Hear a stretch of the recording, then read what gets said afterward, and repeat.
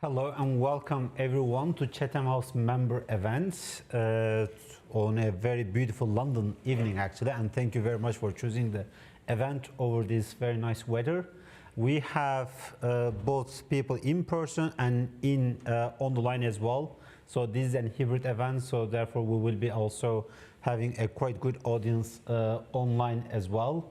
And this is on Turkey's upcoming election. The title is "The Turkey at the Crossroads," and probably you have already seen many articles with the same titles, and probably you will see also many events with the same titles, because this election is really and does really matter. So it's not a cliche, Turkey at the crossroads, because at stakes are the future of Turkish democracy, the future of Turkish foreign policy, the future of Turkey's position in great power competition, in international affairs, so the future of Turkish economy. So the stakes cannot be really high about this election.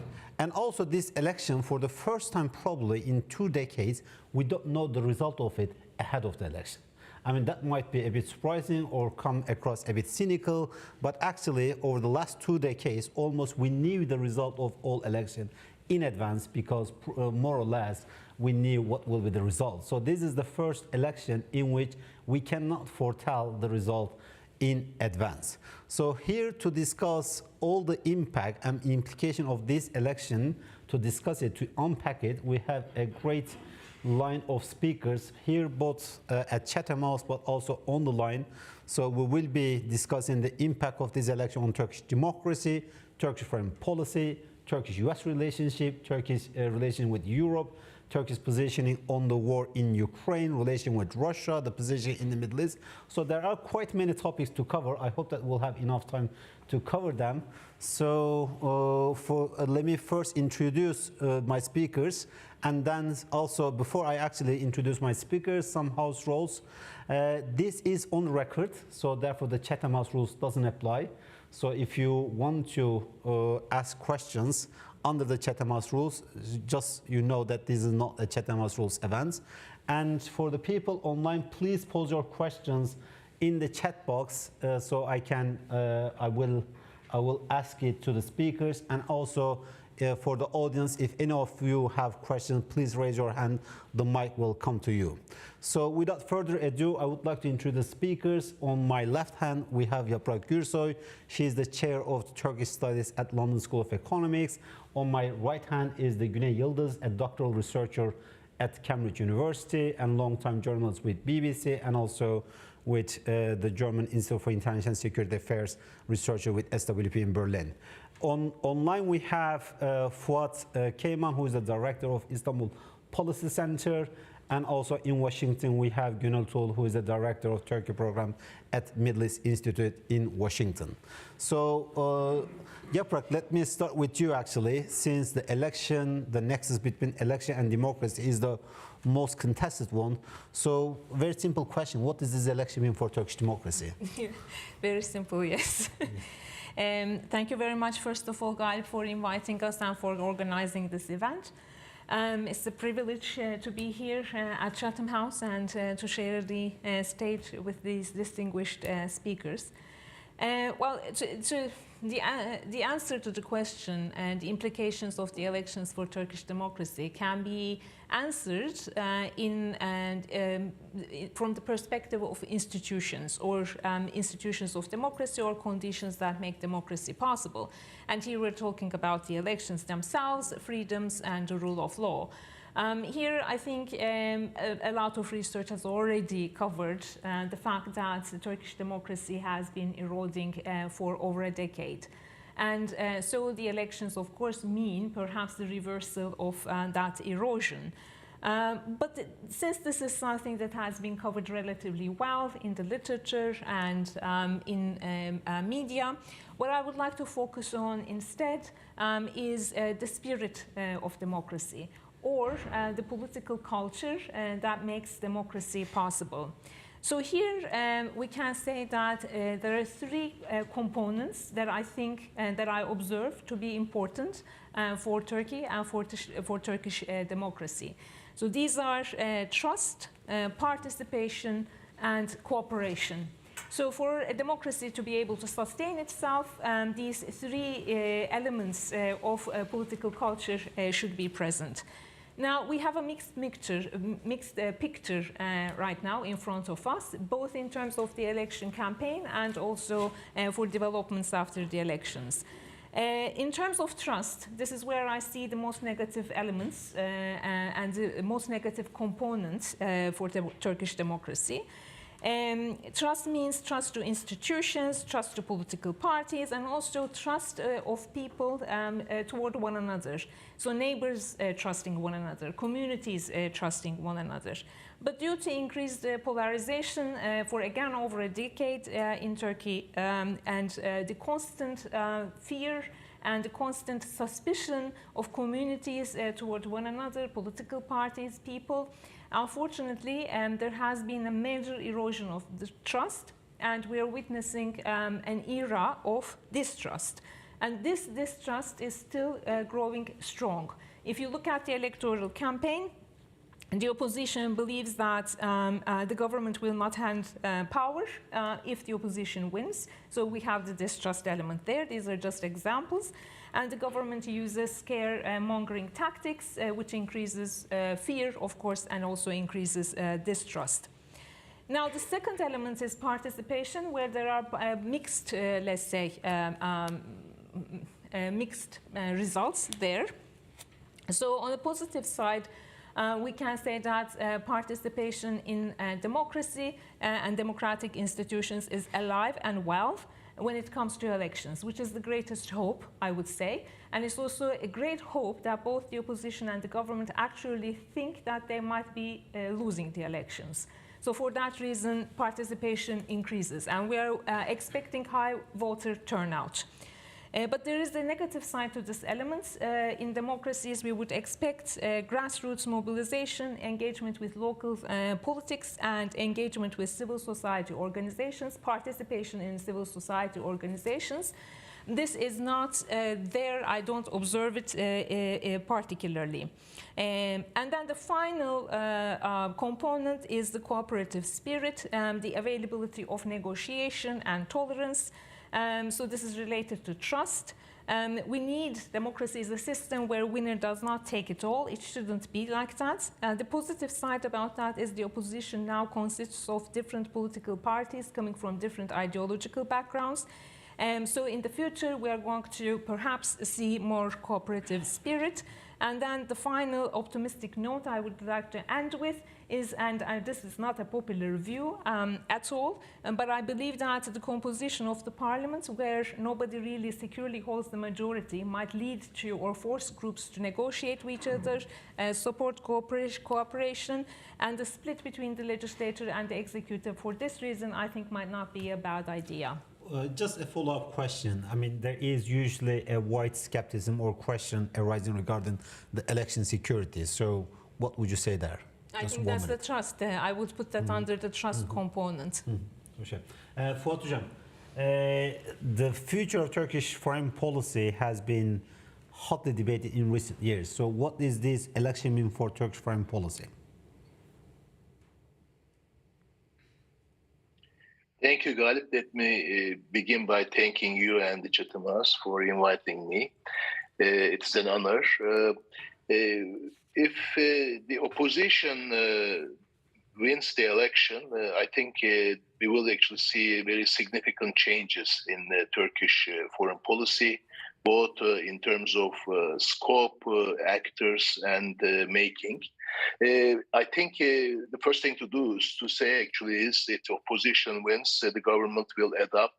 And I'm saying this on the basis of their campaign promises and also my actually interviews with the leaders of the opposition. The government will adopt a more pro-NATO, pro-EU and pro-European stance while preserving its economic ties with Russia and the rest of the world. The government will attempt to strengthen its strategic anchor with the West, situate Turkey's strategic vision in the West, but also opening Turkey to the global engagements, institutional arrangements, and relations. I think the anchor with the West will be definitely strong, strengthened. I think after the election, one of the first things that the Turkish government will do actually is to approve Sweden's entry into NATO membership. But on the other hand, we will actually see certain continuities. Turkey will actually maintain its balance role between Ukraine and Russia, but at the same time readjusting its relations with Russia. It will be much more economically, much more balancing and maintaining this actually delicate balance. Turkey will also maintain its role in the grain corridor in terms of the food crisis. But the second aspect, very briefly, there will be a very significant reinstitutionalization of foreign policy, both in terms of actors and in terms of making. Foreign affairs will be strengthened. Foreign minister will be quite important, initiating and also carrying out foreign policy. The leader-based foreign policy, the time of leader-based foreign policy will be over, and we'll see actually not leader to leader, but foreign affairs and foreign affairs minister and foreign affairs minister type of relations. There will be much more cooperation between foreign affairs and economic affairs. They will actually look at foreign policy not only from the security angle, but also from the economy and energy angle. And we will see that the Foreign Affairs Ministry will actually have a more inclusive approach towards think tanks, civil society organizations, and experts. There will be much more deliberative foreign policy making actually after the election. If the incumbent government wins, I think the transactionalism will continue. I think the government will actually again approve the Sweden entry, but my actually fear is that if the incumbent government wins, the existing or foregoing the problem of trust and sort of risky relations with the West, with transatlantic world, and also ties with Russia is kind of an ambiguous ties with Russia will actually remain. So in this sense, I don't see very much bright future for Turkish foreign policy if the incumbent government wins, but there will be significant changes if the opposition wins. I will come to this actually. I mean, among the things that you said, all of them were important, but two issues particularly stands out that will have a more economy-centric foreign policy rather than this geopolitical power play. And secondly, that the foreign policy making process and ecosystem will change in Turkey and the implication of it on the Turkish foreign policy. So I will come to you, particularly in the second round, because that also has significant impact on Turkish-European relationship, particularly the economy angle.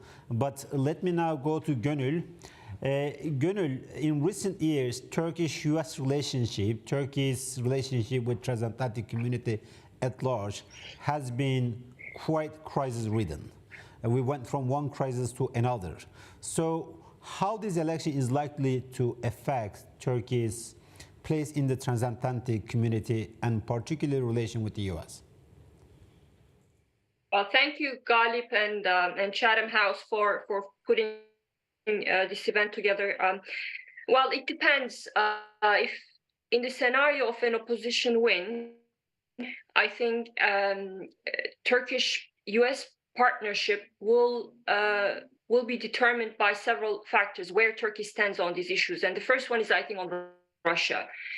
The opposition keeps saying that they will pursue a more balanced approach, meaning, and I agree with Fuat Hoca, that it's not going to be a dramatic change there. Russia is an important energy and trade partner, meaning that Turkey cannot really afford to alienate Russia. So there will be some continuity there. Turkey will have to work with Russia in places where both countries' interests overlap. But I think the most significant difference could be on two files, and one of them is the S-400. Now, the opposition's foreign policy document does not mention specifically the S-400 question, but if you talk to opposition figures, they highlight that they would like to return to the F-35 program, I'm not sure if that's realistic or not, but that's something that they say they would pursue. And I think in between the lines, that means that they are willing to come up with a creative solution to the S-400 question. So if that happens, I think that will open a new chapter, has the potential to open a new chapter in Turkey-US ties. And the second thing is, I think, the sanctions. Yes, Turkey under a new government will work with Russia, but I don't think it will go out of its way to allow Russia to circumvent Russian Western sanctions. And that is going to be a welcome change from the point of view of Washington. Washington has been quite uneasy with what Erdogan has been doing with Russia after the invasion of Ukraine. There are a lot of Russian companies set up in Turkey. Russian oligarchs are welcome. So in many ways, Erdogan has thrown a lifeline to Putin after Ukraine invasion, and that's been a huge disappointment from Washington's point of view. So if the new government does not engage in such activity, I think that's going to be another welcome change from Washington's point of view. And another file that is important from the US point of view is where Turkey stands on China. Now, I don't think there's going to be a dramatic change under a new government in Turkey's China policy. Erdogan keeps referring to Turkish-China relations as a strategic partnership. I don't think it's a strategic partnership. It's mostly based on trade, and from Erdogan's point of view, attracting investment is a key component of that policy. But the opposition has been very critical of Erdogan's silence in the face of what China is doing to the Muslim community there. So you could expect a slight change in narrative. Maybe the new government could be more critical of China's human rights record, but I don't think that's going to be a dramatic change, given Turkish economy is going to be in trouble, and attracting investment from China is, I'm sure, going to be one of the options that the new government wants. A very brief question, like a 1-minute question, because one issue that will be on the agenda from day one will be whether the US will sell the F-16 to Turkey. And any opposition government would also want to return back to the F-35 program. How possible are they? Very briefly. From a production, I mean, purchasing F-35 is something else, but going back into the production cycle, I think is going to be very difficult. But I think the first thing to consider is whether the US is going to be willing to sell F-16s to a new government, a government who promises to pursue a peaceful, diplomacy-oriented approach vis-a-vis its neighbors. I think the members of Congress that I talked to recently point out that a new government, a more democratic country, is a Turkey that they're looking forward to work with. So I think selling F-16 could be seriously on the agenda, but I'm not quite sure about Turkey's request to go back in the production line of F-35s. And another thing that will also be critical in I think, Turkey-West ties under a new government is what Turkey does in Syria. In the past, as you know, Syria has been a big inflection point and caused a lot of frustration. So what Turkey does there is important. And Erdogan, as you know, has made a U-turn there. And I think one of the first foreign policy moves from the new government is going to be shaking hands with Syria. If that comes down to withdrawal of Turkish troops, that could significantly impact US's Syria policy and things on the ground. Thank you. Güney, if you read any articles in recent years, or if you just go through the articles that has been produced on Turkish foreign policy recently, you will see a lot of talks on Turkish-Russian relationship. I mean, that is creating a lot of curiosity. So how this election is likely to affect Turkish-Russian relationship, but particularly Turkey's position on the invasion of Ukraine? Yeah, thank you, Galip. I mean, it's a first privilege to be here. First, the Turkish-Russian relationship, the dynamic of Turkish-Russian relationship is different from, Turkey's relations with its allies. And it's because of how Turkey, it's mainly due to how Turkey divides its foreign policy. Like Turkey sees, categorizes foreign policy into two: foreign policy with difficult and high maintenance friends, like the West, which makes a lot of noise on human rights and democracy, but high maintenance. So, and there are dangerous enemies. And Russia belongs to this camp, dangerous rivals. Iran belongs to this camp and others. So Turkey knows full well that the West wouldn't try to destabilize Turkey, security-wise, for example, on any issue, and will come to Turkey's help. But Russia can very easily, and it has demonstrated that it can destabilize Turkey. So Turkey is more responsive to countries like Russia. And the next government will still continue to be the same, I think. And Turkish-Russian relations are multi-layered. And all these layers include lots of risks. For example, Turkey and, what I called in a previous article, adversarial collaboration, the relationship between the two. So one, there's energy cooperation, there's tourism links, there's cooperation, coordination, deconfliction in Syria, in Libya, and South Caucasus. These issues are not going anywhere. There are possibilities of some resolutions. So each of these contain risks, each of these relations, but when you have too many layers, all contain risk, it actually balances itself, because you don't want to risk everything else for just one policy file. So I want to say, what will remain the same and what will change in the next government. So, we can't look for an answer how the government will, how a new government, if the opposition wins, will behave, because Erdogan himself, the same person, behaved quite differently in the 20 years. So it doesn't, we need to understand whether the Turkish foreign policy is determined by geopolitical necessities or ideological convictions.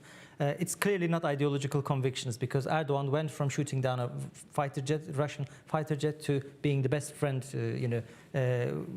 with Putin. What will remain the same are geopolitical reasons, which is the US gradual withdrawal from the Middle East, which means that Turkey can no longer outsource its foreign policy in the Middle East to the West. Even a CHP government or whoever is in power. There are also strategic reasons. The world is increasingly multipolar, and Turkey, even in the past as well, will never side fully with one actor, which has implications to Ukraine as well. There is overwhelming anti-Americanism across the political spectrum in domestic policy. So any government would find it difficult to be openly friendly with the US, and this creates an opportunity for the public to be open to narratives coming from countries like Russia, not because they're pro-Russian, but they're anti-American. And there are also actors some of the actors will remain the same. So, who is influential in Turkish foreign policy today and then in the last decade are the presidency and the security establishment, both intelligence and the military. Both of these actors will still be there, so that's also another point of continuation. But as Fuat Hocam and Gönül mentioned, there will be some changes, like the institutionalization, which has already been mentioned, so I'll skip that. But there are also tactics. For example, when Sweden applied to become member of NATO, President Erdogan saw it as an opportunity to use his leverage against others. But the CHP's main foreign policy people were saying that was a irresponsible move. We should have not risked our multi-layered relationship with NATO. Very briefly also the Middle East, because I think the contemporary Turkey's vision of international affairs has been largely shaped by what's happening in the Middle East. So it saw the world through the Middle East. So very briefly, what would change in Turkey's position in the Middle East? Well, Turkey's position in the Middle East has already changed extremely dramatically in the last, in the last year. President Erdogan went from being having antagonistic relationship with Egypt, the President Abdel Fattah al-Sisi of Egypt, UAE, Saudi Arabia, even Syria, to trying to normalize all these relations. I think this trend will be continue. Why is this trend is there? There are multiple reasons, but also geopolitical reasons, which is the Middle East, the landscape in the Middle East is changing rapidly as well. Like if you've seen Chinese brokered normalization relationship between Saudi Arabia and Iran, and Russian-steered normalization relationship between Turkey and Syria and Saudi Arabia and Syria. So Turkey cannot continue its previous policy. One thing I expect could be different is, Turkey is having these resets and de-escalations with these powers, but still it also escalates in certain areas, which is mostly centered on the Kurdish issue. So Turkey is trying to come to a friendly relationship with everyone else, but not for example, one of the two main political parties in the Kurdistan region of Iraq, like the PUK. And also Turkey, expressed this desire to conduct a large-scale operation inside Syria. So friendly relations with everyone except the Kurds. So this has domestic policy consequences. Will this change or not change? I think it will change because the opposition, there's potential for it to change, because the opposition is receiving support from the Kurdish voters in Turkey, which will affect its domestic policy. And if domestically Turkey has less problems with the Kurds, regionally it will be replicated. Gönül, I think many people in this house will be asking about what's going to happen to Sweden's NATO membership. Fatih Hoca already said that probably that will be approved irrespective of who wins. But what's your take? So when we go to Vilnius Summit, NATO Vilnius Summit, will we see this issue have been already resolved by then? Well, no, I certainly think that no matter who wins in the upcoming vote, Sweden's accession is going to be approved.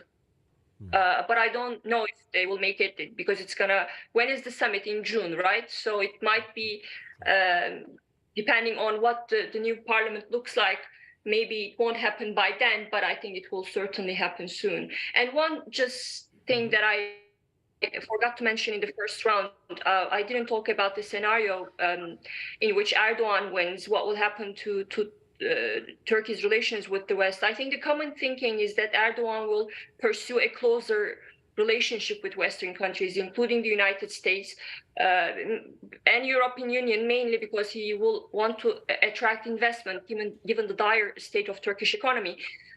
Obviously, that's a possibility, but this is how I see things. I think if Erdogan wins another term, we're going to see a more unstable country. And when autocrats face domestic uncertainty and instability, they usually turn to more aggressive foreign policy. And that is a possibility. And the second thing is that Western investment might not be pouring into a Turkey where Erdogan wins another term, right? So that means Erdogan could turn further to other autocratic countries who have already thrown their support behind him. So that will drive a further wedge, drive a further wedge between Erdogan and Western countries. Thank you. Fuat Hocam, there has always been a very close connection between Turkey's European journey and the quality of its democracy. So how do you see the nexus between Turkey-EU relationship and also the impact of its domestic democracy in Turkey being affected by this election? Thank you. I think again, there is a difference, or who wins will make a difference. If the incumbent government wins, I think the problem of trust will continue. The problem of the existing transactional relations in terms of the refugee issue, energy will actually continue. But that will be the end of Turkey's membership to EU, the end of any possibility of opening accession negotiations with the EU. So in this sense, although I agree with Gönül that the Erdogan or the incumbent government might actually have to re-establish its relation with Europe, EU, NATO, and the United States, but the most likely scenario that the existing problem of trust will continue between these parties. But if the opposition wins, I think there will be significant changes. To start with, maybe Yaprak's first point about trust, I think there will be actually a process of rebuilding trust between Turkey and the EU. And I think this confidence building and trust building process will include civil society organizations and think tanks. As Istanbul Policy Center, we will be actually working on these issues in terms of Turkey-EU relations. And secondly, multilateralism will be the main actually, or rules-based multilateralism will be actually the framing process in terms of Turkey-EU relations. There will be the elimination of hurdles in Turkey-EU relations, by which I mean, for instance, Osman Kavala will be released. Some of the political prisoners will be released. There will be actually restoration of rule of law Turkey, at least in terms of releasing the prisoners and reassess the process of more impartial and independent judiciary. So in this sense, today, for instance, the main hurdle erosion, institutional erosion, and autocracy in Turkey. I think these things will be eliminated from the government. The government will try to actually establish trust as much as possible, as I said, through civil society organizations and think tanks. I think trust and confidence building will be the first agenda.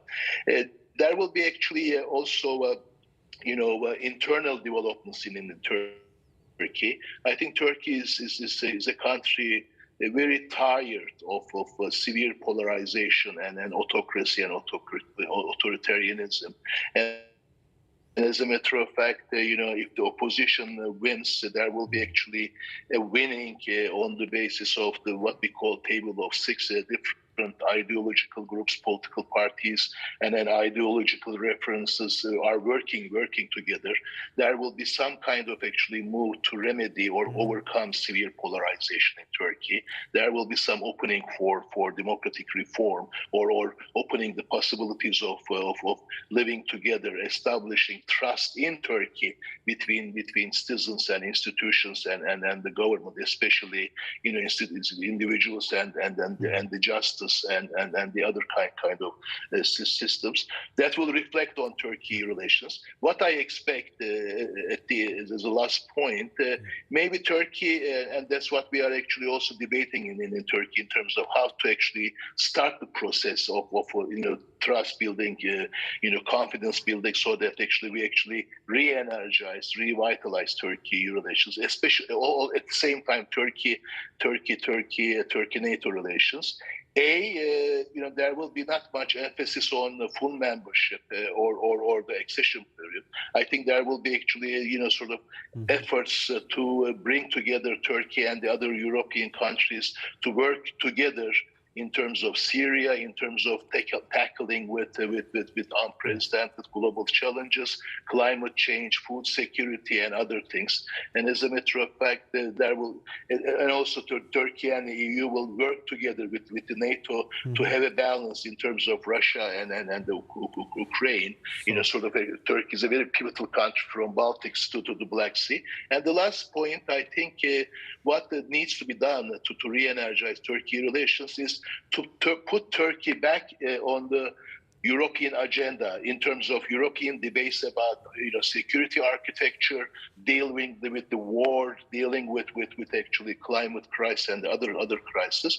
There will be significant changes, as I see it, if the opposition wins. That's what we've been talking about and working actually in Turkey, trying to open actually windows of opportunity to re-energize to revitalize these relations. But nevertheless, I think it is fateful and pivotal elections. And as you said, in the very beginning, I think what will be decided in Turkey in terms of this election will the implications not only domestically but also regionally and globally. And Europe and EU-Turkey relations are quite important in that sense. Thank you.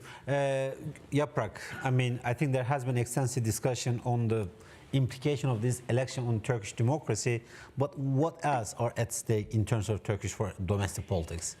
Well, if I may, I mean, this is, we are gathered here to talk about the elections, and you described it as crossroads.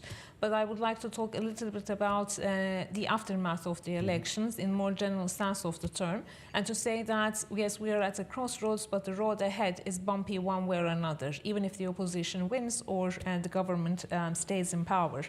We are facing at the moment, I'm going to just name three main challenges that Turkey is facing. The first one is the economy. The second one is the social psychology of the Turkish people after the earthquake.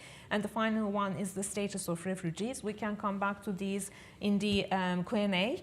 But whoever wins the elections will face the calamity of the economy, and this is going to be very difficult to reverse, although the opposition believes that with the re-establishment of the rule of law and a return to orthodox liberal policies, it's going to signal to the markets that Turkey is a safe place to invest in. And then that will result in more foreign direct investment. And of course, more orthodox policies would also mean that there will be a better control of inflation.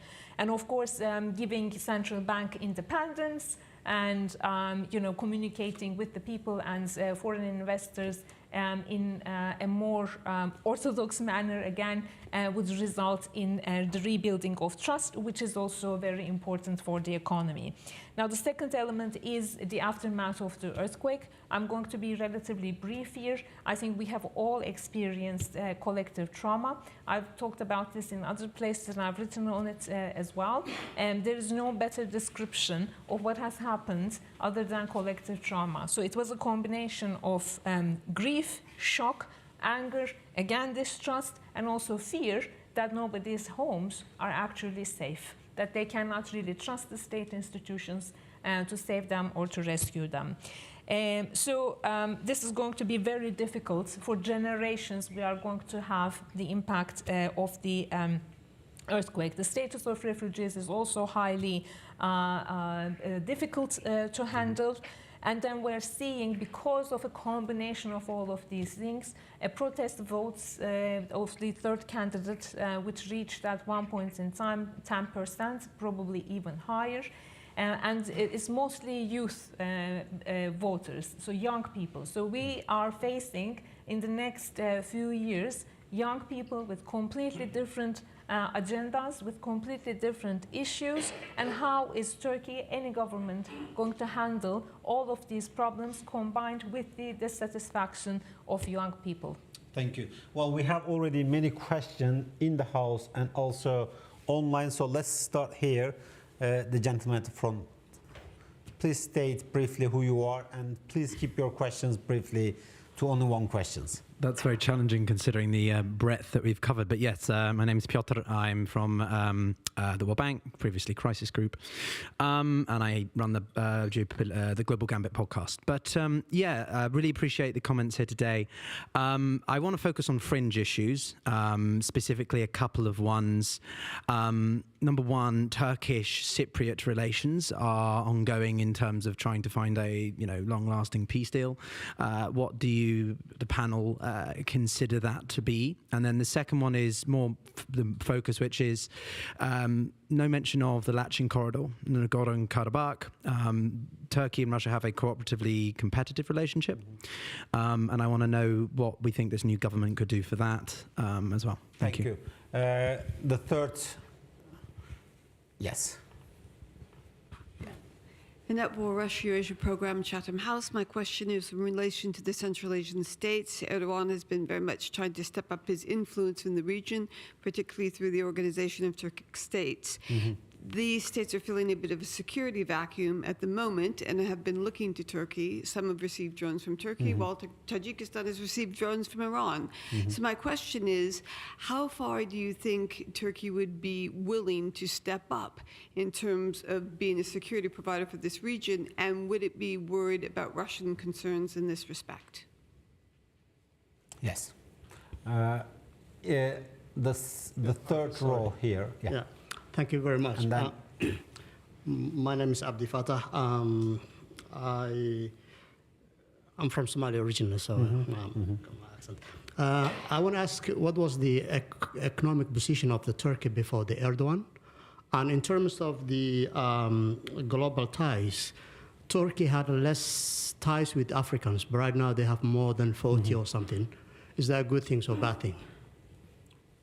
And then, Hi, I'm Lorenzo. I'm a student at SOAS in Politics of the Middle East. My question is coming back to the trust point that you touched before. So how likely is it to Erdogan to concede the elections the day after if he lost the elections, especially after the declaration, the comment of the Minister of the Interior about the possible coup? Yeah. well, thank you. There are still many questions, hands raised. So let's go to the panel. So please try to keep it to 1.5 minutes if possible.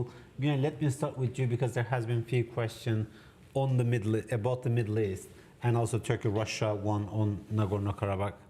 So yeah, I'd like to... you can select and answer any questions actually. Yeah, the first question I can respond, but the second one I need a bit of a reminder. Very sorry about that. On Nagorno-Karabakh and Cyprus. Nagorno-Karabakh is becoming increasingly complicated issue with multiple different actors are being increasingly involved. So it's not just like Armenia versus Azerbaijan with Turkey and Russia involved, but also Iran is being pit more and more against Azerbaijan, also because of Israel's relations with Azerbaijan. We also have Chinese potential interest in this area with the connection of the the corridor. We also see Georgia and also some strange indications from Armenia about pursuing anti-Russian policies. So it is extremely complicated and it's a state issue. It's not necessarily, I mean, this policy has been run mostly by the security establishment. I don't expect there to be much change on this issue. But if you ask me how Turkey will behave, there will be continuation. But how they're going to behave will depend on other regional components. On Cyprus, I think the main difference will be Turkey. We need to I think underline that Turkey. President Erdogan has this dramatic messages, but he actually, at the end of the day, he's very careful not to cross the real red lines. There are real red lines that are put forward by the West, and there are phony or fake red lines. The phony and fake red lines are mostly about European Court of Human Rights decisions need to be approved, or freedom of expression and others. They will never lead to any sanctions on Turkey. But S-400 and Turkish oil drillings in oil and gas exploration in the Mediterranean are those two. So we will not hear, if elected President Kılıçdaroğlu to say, one night we will come to invade Greece, which President Erdogan said more than once.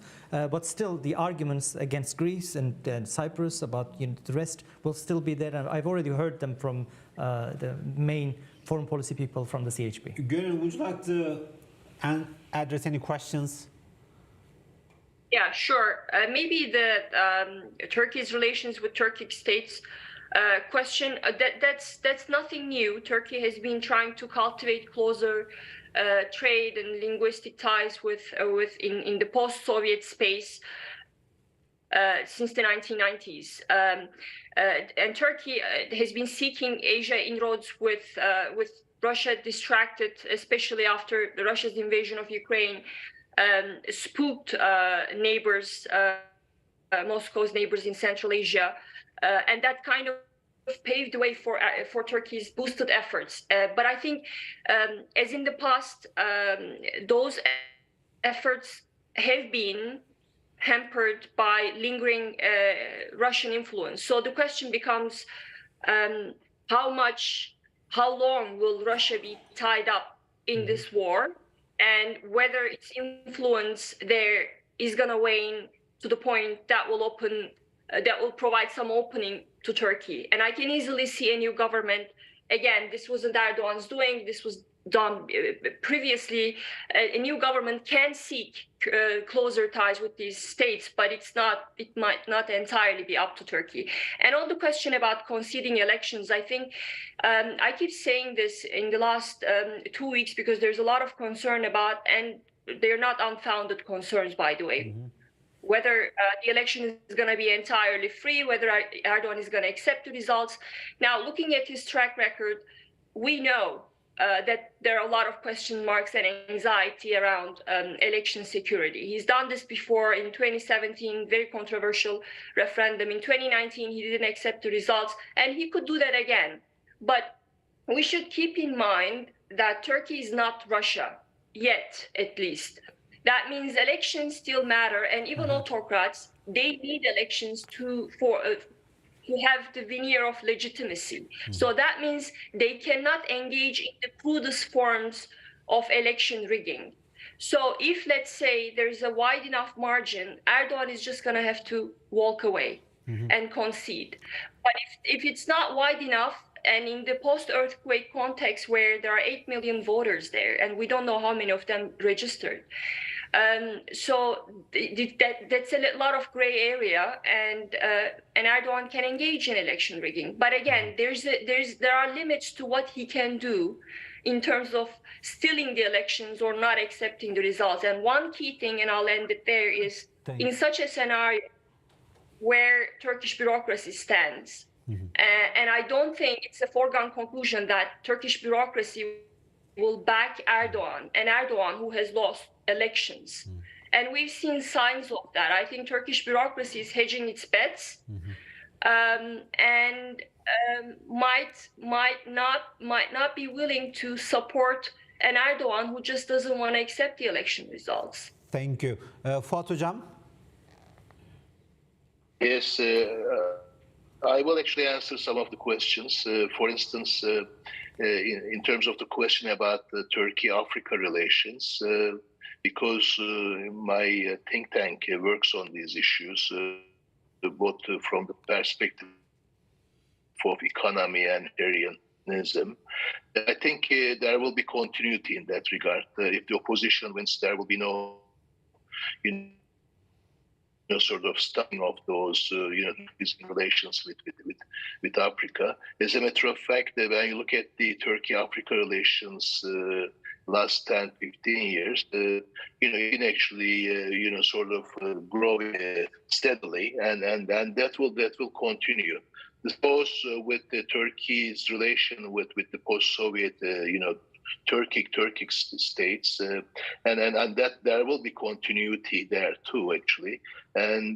But I think in terms of Turkish foreign policy, the discourse style and the foreign policy making will be different. I think it will be much more, multilateral, much more reference to the institutional arrangements. For instance, like sort of when we talk about Turkey's relation with Cyprus, it will actually be brought back to the UN framework, the European framework.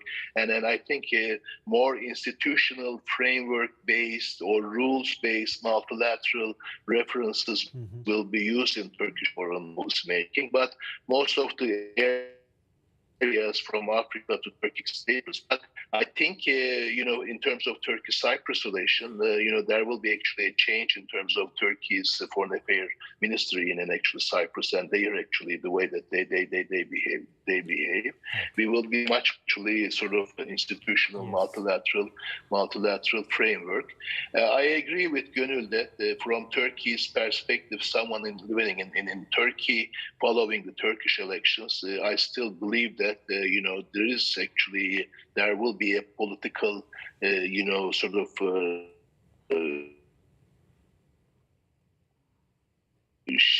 government shift actually in the election. So I think it was important elections, sort of pivotal elections in terms of foreign policy and domestic policies too. But the Turkish voters, it is Turkey's choice. Turkish voters, Turkish people's choice in this election, what kind of Turkey they will live in, what kind of Turkey they will see in the world, and their votes, their attendance to the election, which is always high, will determine the result, and we will actually see what kind of government we will have on the basis of Turkish people's vote in that actually election. Thank you, Hocam. Yaprak. Yes, I mean, everybody has pretty much covered all of the questions. The concession. The conceding, yes. So that question, I think Gönül has answered that question very well. But maybe I can draw on some of the political science literature on that. If Turkey is a hybrid regime, if we label it as a competitive authoritarian regime, competitive authoritarian regimes are actually highly unstable regimes. They can go either way. They can turn more authoritarian or they can have a democratic, let's say, breakthrough. While Turkey, because it's a very plural society, it's a heterogeneous society with a history of democracy, with social media that is very active, it would be very difficult to establish a consolidated authoritarian regime. So my expectation would be for Turkey to go towards a more democratic path sooner or later. Would Erdogan concede in this particular election? It depends, exactly like Gönül said, on the margin of the win, and it depends on what the opposition voters will do if he decides not to concede. Because of all the tensions, it might not be the situation where, because people are hopeful now, if the margin is very small, if Erdogan doesn't leave, I mean, it's hard to tell what's going to happen in terms of people protesting and the results. If I were Erdogan, I would actually take exit guarantees. There's also an established literature on that. So it is possible to negotiate your way out of power and then be in the opposition very gracefully and enjoy being in the opposition, because the government in the opposition will have difficulties, right? The economy is not going to, there's not going to be a magic wand that will solve all of Turkey's problems overnight. They are going to have major difficulties. So in the opposition, Erdogan will be more popular than he is now. Thank you. Well, we have also many questions online, so I apologize to people because we already have 14 questions, so I will have to only choose 3 of them, and then I will come back to the audience as well, so to pick the last 3 questions. So some of the questions has already been addressed. One of them, Yaprak, what does this election mean for the Syrian refugees? It is, unfortunately, it's bad news for them, I would say. So the opposition is very clear. Kılıçdaroğlu has made a video very recently and said that they're definitely going to, in 2 years' time, make the refugees return to their home countries. What was interesting in that video from my perspective is that he explained that we won't be able to welcome them anymore because of environmental concerns, because of environmental issues, and he didn't mention the civil war at all in the video. But he also started the video by saying we're not racists. So there you go. But that's the policy of the opposition. And then the third and the fourth candidate, according to polls right now, is adamant in terms of, and that's a single issue, political party. They're against refugees. So the government, one way or another, would have to handle this, even if Erdogan wins the elections. And it is going to be very difficult to make them return. I mean, I really, Güney can say more about this in terms of like what kinds of deals should be struck with the Middle East and the European Union in order to make this possible. Sure. A question actually, I mean, one of the online participants is asking, we have this discussion largely about, from one perspective, how does this affect Turkey's policy towards the West? But what does this election mean for the West? How will it change the Western behavior towards Turkey? Will we see, for instance, restart of the EU membership talks?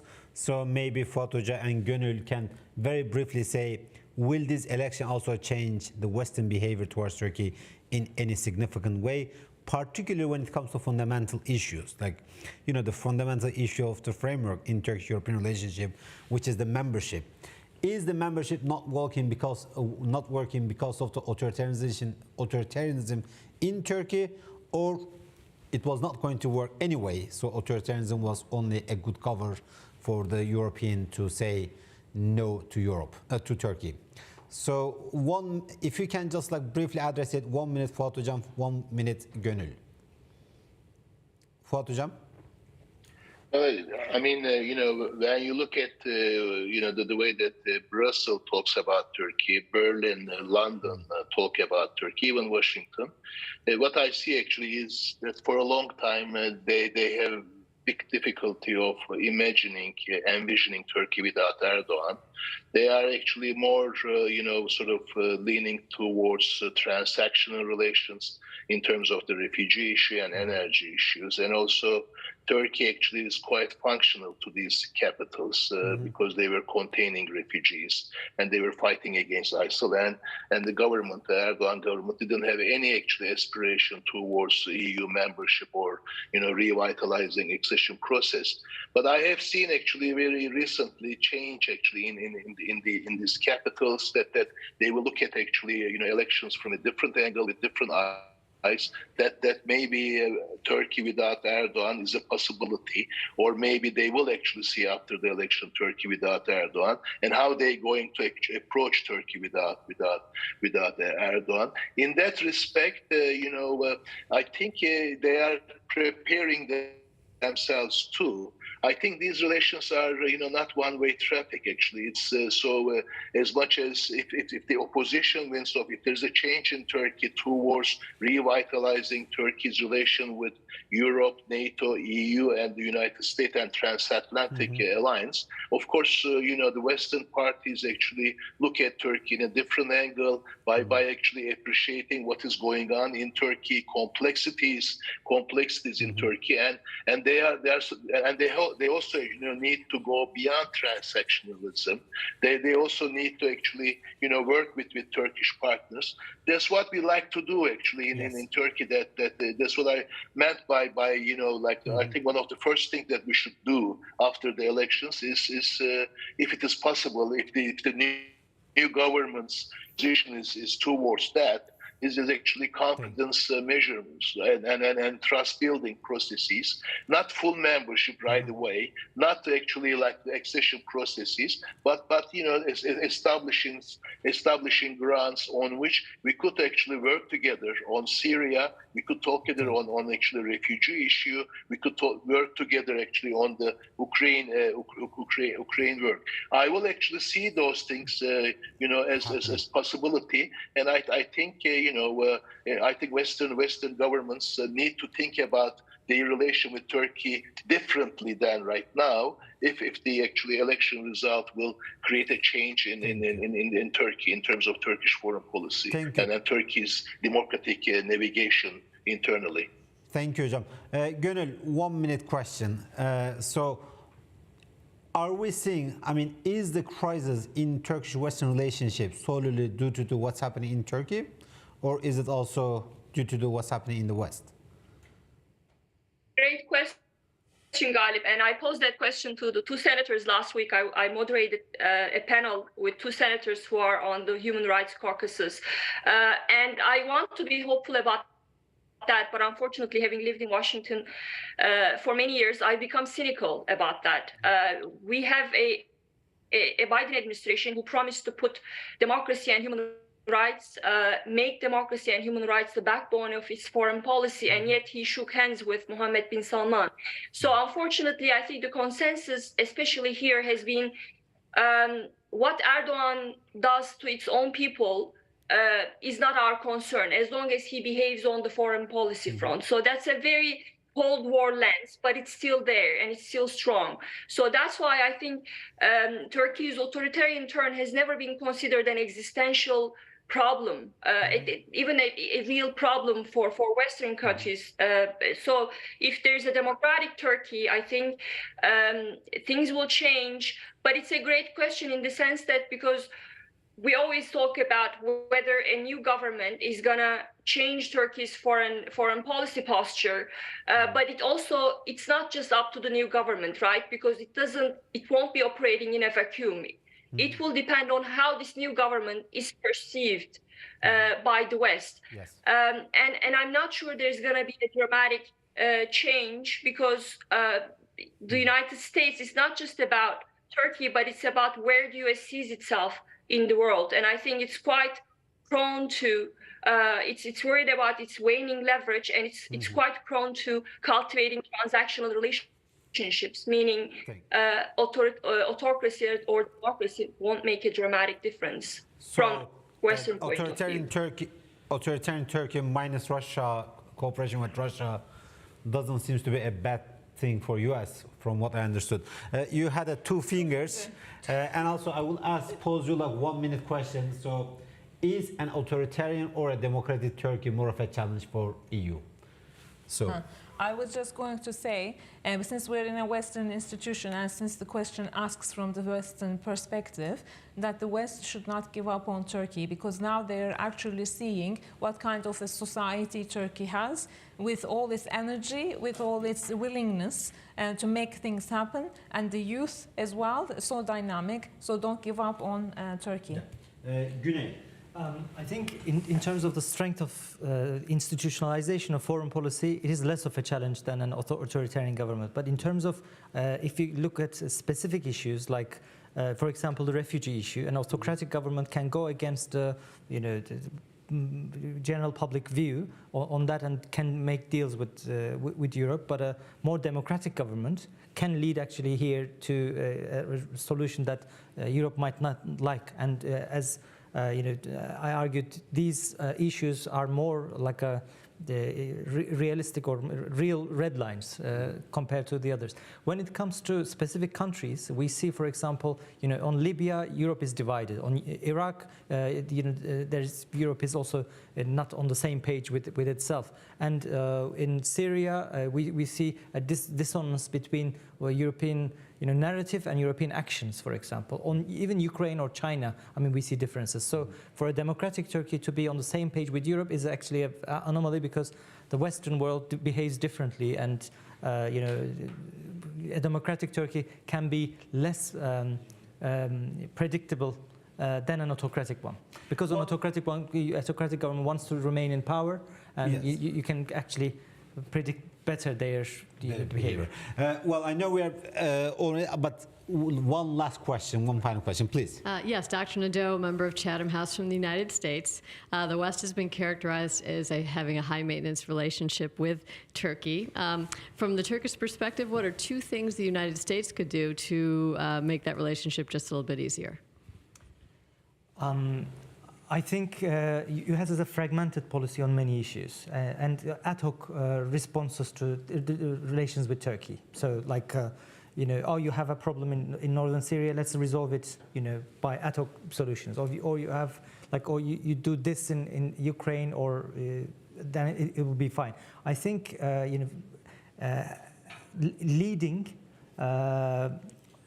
with non-fragmented kind of policy, like State Department is acting in one way, in NATO you see different acts, and Pentagon or CENTCOM is acting in a different way, and they usually don't go to the deep inside the real problems. The Kurdish issue, as I mentioned, is one issue that we can focus on, because US is actually uniquely positioned to put pressure on every possible actor that has problems, like on the Kurds, Kurds in different countries, and on the Turkish government, economically and otherwise. But US hardly was present in this issue. For example, much less than they were in like peace process in Colombia, for example.